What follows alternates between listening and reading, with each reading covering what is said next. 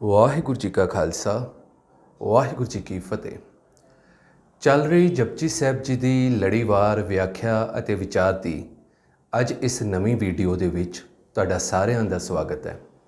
ਆਓ ਅੱਜ ਜਪਜੀ ਸਾਹਿਬ ਜੀ ਦੀ 16ਵੀਂ ਪੌੜੀ ਉਸ ਦਾ ਮੂਲ ਪਾਠ ਸ਼ਰਵਣ ਕਰੀਏ। ਵਾਹਿਗੁਰੂ ਸਾਹਿਬ ਜੀ। ਪੰਚ ਪਰਵਾਨ ਪੰਚ ਪ੍ਰਧਾਨ, पंचे पावें दरगा मान, पंचे सोहें दर राजान, पंचां का गुर एक ध्यान, जे को कहे करे विचार, करते के करने नाही शुमार, धौल धर्म दया का पूत, संतोख थाप रखिया जिन सूत, जे को बुझे होवे सचियार, धवले उपर केता भार, धरती होर परे होर, तिसते भार तले कवन जोर, जी जात रंगा के नाम, सबना लिखिया वुड़ी कलाम, एह लेखा लिख जाने कोय, लेखा लिखिया केता होए, केता ताण सुआलियो रूप, केती दात जाने कौन कूत, कीता पसाओ एको कवाओ, तिसते होए लख दरियाओ, कुदरत कवन कहाँ विचार, वारिया न जावा एक बार, जो तुद भावै साई भली कार, तू सदा सलामत निरंकार। वाहिगुरु जीओ। आप जी ने हुणे जपजी साहिब जी की 16वीं पौड़ी इसका मूल पाठ श्रवण किया। इस तो पहला गावे दियाँ पौड़ियाँ, सुनिया दियाँ पौड़ियाँ ते मन्ने दियाँ पौड़ियाँ आईयां ने, जिन्हां दे विच गुरु साहिब जी ने अलग अलग व्यक्तियां दियां अवस्थावां दा जिक्र किया है, जिन्हां ने परमात्मा दे नाम नूं गाविया, सुनिया ते मन्निया कि उन्हां दे जीवन दे विच किहड़ियां तब्दीलियां आईयां। उन्हां सारियां दा जिक्र गुरु साहिब जी ने पहलियां लंघियां पौड़ियां दे विच कीता है। ते अज इस 16वीं पौड़ी दे विच गुरु साहिब जी ने कुछ नवे वर्ड, नवे शब्द जिहड़े ने वो वरते ने। वो है पंच, पंच परवान, पंच प्रधान। हुण इत्थे पंच शब्द का जिहड़ा अर्थ है वो समझण वाला है। आम तौर के उत्ते असीं पंच मुहल्ले दे विच, पिंड दे विच जिहड़ी पंचायत दे मैंबर ने उन्हां नूं कहिंदे ने कि मैंबर पंचायत ये पंच है। भाव कि मुहल्ले दे विच चुने हुए लोकां दे विचों मोहतबर व्यक्ति जिहड़े ने उन्हां नूं पंच कहा जांदा है। ते हुण गुरबाणी दे विच गुरु नानक साहिब जी ने पंच शब्द किस लई वरतिया? कहते हैं कि वो व्यक्ति जिन्हें परमात्मा का नाम गाविया, सुनिया ते मन्निया। भाव कि गुरु साहिब जी उस व्यक्ति का जिक्र कर रहे हैं जिसने अपने जीवन नूं अकाल पुरख परमात्मा वाहिगुरू के नाम के नाल समर्पित करके चंगे गुणां नूं अपना के एक सुचज्जे व्यक्ति का जीवन जीउणा शुरू कर दिता। वो व्यक्ति पंच की पदवी नूं प्राप्त हो जाता है। तो हुण गुरु साहिब जी कहते हैं पंच परवान, पंच प्रधान। कहते हुण गुरु नानक साहिब जी समझा रहे हैं कि जिस व्यक्ति ने अपने जीवन नूं परमात्मा के नाम के नाल समर्पित किया वो व्यक्ति पंच हो गया। भाव वो मोहतबर हो गया। वो बाकी आम लोगों तो निकल के निखेड़ा हो के एक उच्चे दर्जे नूं प्राप्त हो गया। उसनूं हुण पंच कहा जा रहा है।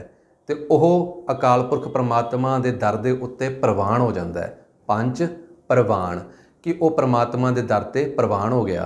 तो उही जिहड़ा प्रवान होया व्यक्ति है उही प्रधान है कि उही उसकी ही अहमियत जिहड़ी है वो उच्ची है। मन्निया होया व्यक्ति, परमात्मा के दर ते अपनाया होया व्यक्ति ही प्रवान है तो उही प्रधान है। पंचे पावें दरगाह मान, परमात्मा की दर दे उत्ते, परमात्मा की दरगाह के उत्ते कहते हैं कि उही व्यक्तियों नूं प्रवानगी मिलती है, उही व्यक्तियों नूं मान भी मिलता है। पंचे सोहें दर राजान कि वह भी राजियां दे दरबार दे विच भी यही पंच जन मोहतबर व्यक्ति जिहड़े ने उही सोहणे लगदे ने। पंचां का गुर एक ध्यान, कहंदे ने ये मोहतबर व्यक्ति जिहड़े ने इन्हां दा ध्यान कित्थे ने, कित्थे लगदा है, एक ध्यान उस एक अकाल पुरख परमात्मा वाहिगुरू दे नाम दे नाल इन्हां पंच व्यक्ति मोहतबर व्यक्तियों का जिहड़ा ध्यान है वो जुड़ जाता है। जे को कहे करे विचार, करते कै करणे नाही शुमार, कहते कोई जे कोई कवे जतन करे कोशिश करे कि मैं अकाल पुरख परमात्मा वाहिगुरू दे बारे विचार कर सकां, जे को कहे करे विचार, मैं विचार कर लवां, मैं यतन करां कि परमात्मा दे जिहड़े चंगे गुण ने उन्हां दा जिक्र कर लवां, उन्हां नूं लिख लवां, उन्हां नूं बयान कर सकां। कहंदे करते कै करणे नाही शुमार, शुमार मैंने गिणती, करते कै करणे कि उस करता अकाल पुरख परमात्मा दे कीते हुए कम, उहदे गुण, उहदियां चंगियाइयां, कहंदे उसनूं गिणिया नहीं जा सकदा, उसनूं शुमार नहीं किया जा सकता।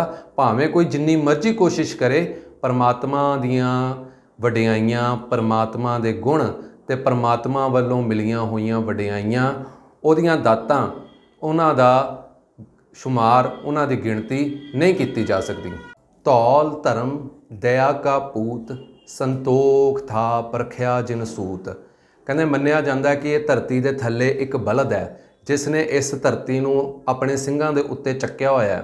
कहंदे पर परमात्मा दे नाम दे नाल जुड़ के व्यक्ति नूं ये समझ लग जाती है कि ये जिहड़ा धौल है, ये मतलब जिहड़ा बलद है, कहंदे ये धर्म रूपी बलद है।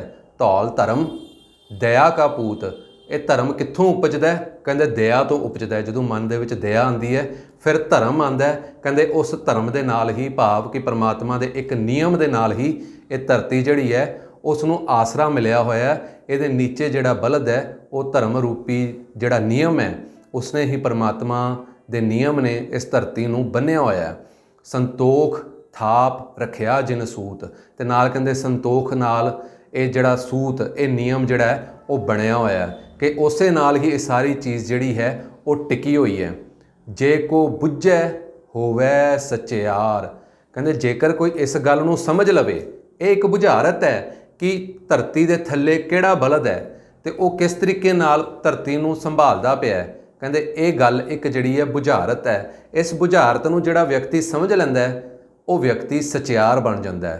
जे को बुझे होवे सचियार, कहंदे हुण उसनूं पता की लगदा है, धवले उपर केता भार, कहंदे ने कि इस धरती का जिहड़ा भार है उसने किद्दां चक्किया होया कि इस बलद ने जिहड़े उहदे सिंह ने, सिंह दे उत्ते इस धरती का भार कितना ज़्यादा है।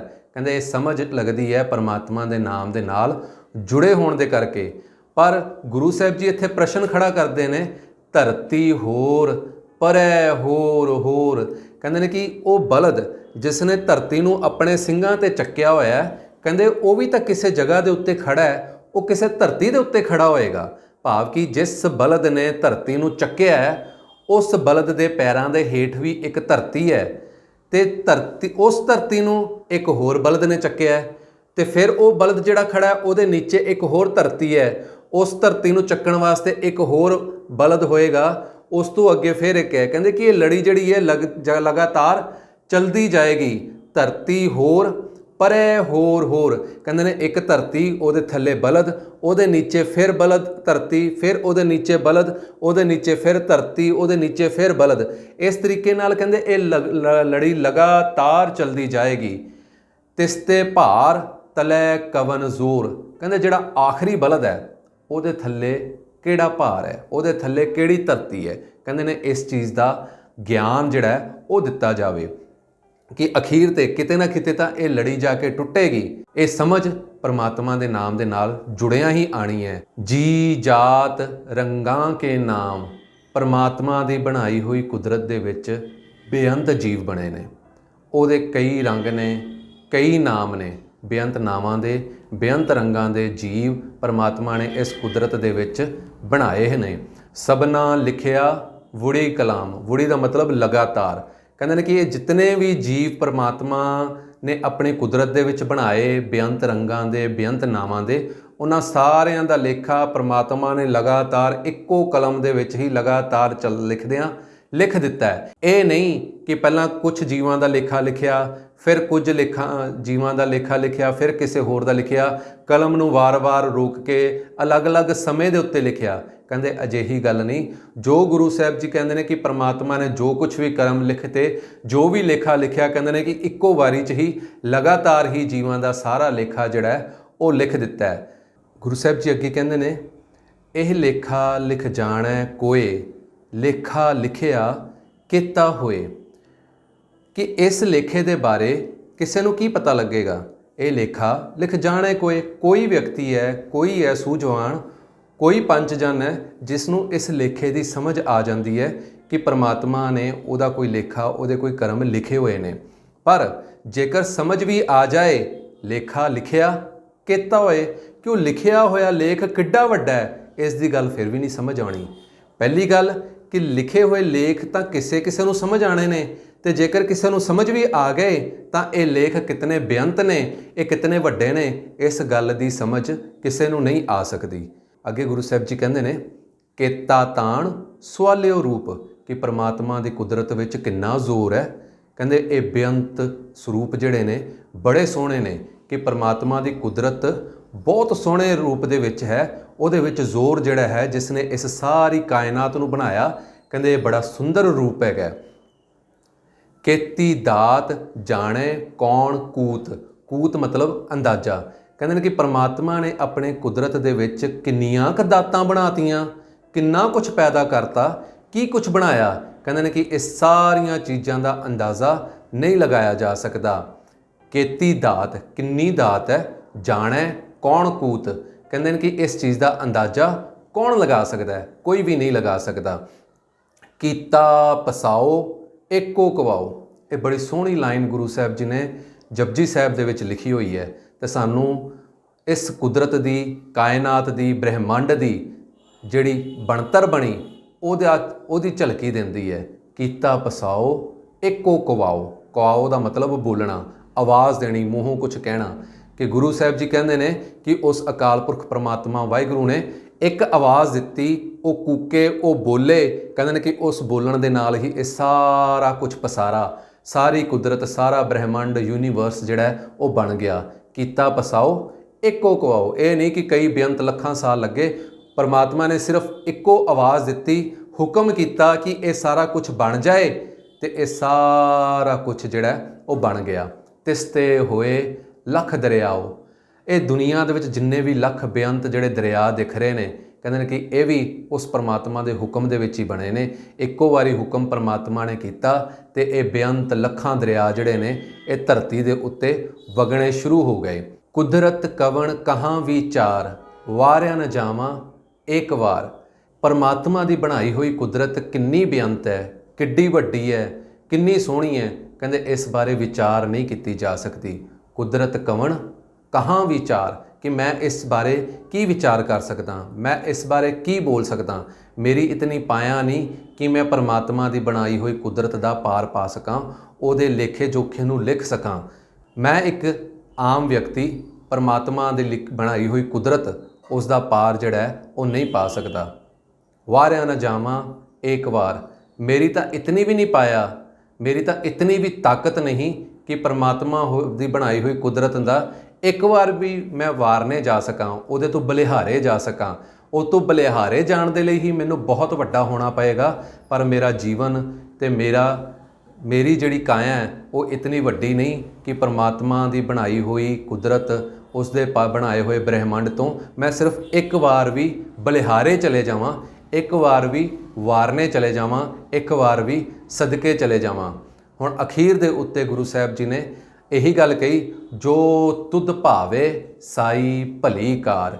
ਹੇ ਅਕਾਲ ਪੁਰਖ ਪਰਮਾਤਮਾ ਵਾਹਿਗੁਰੂ ਜੀ, ਮੇਰੀ ਹਿੰਮਤ ਨਹੀਂ ਕਿ ਮੈਂ ਤੁਹਾਡੀ ਬਣਾਈ ਹੋਈ ਕੁਦਰਤ ਦਾ ਪਾਰ ਉਤਾਰਾ ਕਰ ਸਕਾਂ, ਉਹਦਾ ਨਿਰਣਾ ਕਰ ਸਕਾਂ, ਉਹਦਾ ਅੰਤ ਲਿਖ ਸਕਾਂ, ਉਹਦੇ ਬਾਰੇ ਵਿਚਾਰ ਕਰ ਸਕਾਂ। ਇਹ ਮੇਰੀ ਹਿੰਮਤ ਨਹੀਂ।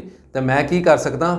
ਜੋ ਤੁਧ ਭਾਵੇ ਸਾਈ ਭਲੀ ਕਾਰ। ਮੈਂ ਸਿਰਫ ਇੱਕੋ ਬੇਨਤੀ ਕਰ ਸਕਦਾ ਕਿ ਹੇ ਪਰਮਾਤਮਾ ਜੀ, ਜੋ ਤੁਸੀਂ ਕਰ ਰਹੇ ਹੋ, ਜਿਵੇਂ ਤੁਸੀਂ ਕਰ ਰਹੇ ਹੋ, ਉਹ ਸਾਰਾ ਕੁਝ ਭਲਾ ਹੈ, ਉਹ ਸਾਰਾ ਕੁਝ ਚੰਗਾ ਹੈ। ਕਹਿੰਦੇ ਨੇ ਕਿ ਇਸ ਦਾ ਅੰਤ ਨਹੀਂ ਪਾਇਆ ਜਾ ਸਕਦਾ।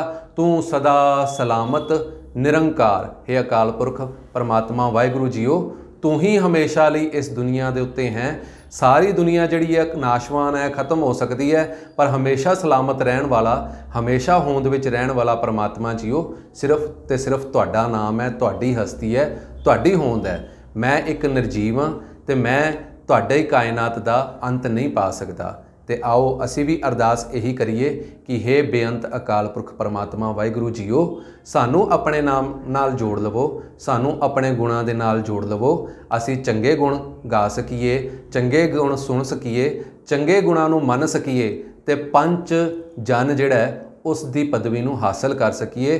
ਤੇ ਤੁਹਾਡੀ ਬਣਾਈ ਹੋਈ ਕੁਦਰਤ, ਤੁਹਾਡੇ ਬਣਾਏ ਹੋਏ ਗੁਣ, ਉਹਨਾਂ ਦਾ ਥੋੜਾ ਜਿਹਾ ਹਿੱਸਾ ਕਿਤੇ ਅਸੀਂ ਆਪਣੇ ਜੀਵਨ 'ਚ ਕਿਣਕਾ ਮਾਤਰ ਲੈ ਕੇ ਆ ਸਕੀਏ। ਇਤਨੇ ਬੇਅੰਤ ਗੁਣ ਨੇ ਪਰਮਾਤਮਾ ਜੀ ਤੁਹਾਡੇ ਕਿ ਅਸੀਂ ਪਾਰ ਨਹੀਂ ਪਾ ਸਕਦੇ। ਬਸ ਸਾਨੂੰ ਤੁਸੀਂ ਆਪਣੇ ਚੰਗੇ ਗੁਣਾਂ ਦੀ ਥੋੜੀ ਜਿਹੀ ਝਲਕੀ ਜਿਹੜੀ ਹੈ ਉਹੀ ਦੇ ਦਿਓ। ਇਤਨੀਆਂ ਕੁ ਵਿਚਾਰਨ ਦੀ ਸਾਂਝ, ਭੁੱਲਾਂ ਚੁੱਕਾਂ ਦੀ ਖਿਮਾ। ਆਓ ਫਤਿਹ ਦੀ ਸਾਂਝ ਕਰੀਏ। ਵਾਹਿਗੁਰੂ ਜੀ ਕਾ ਖਾਲਸਾ, ਵਾਹਿਗੁਰੂ ਜੀ ਕੀ ਫਤਿਹ।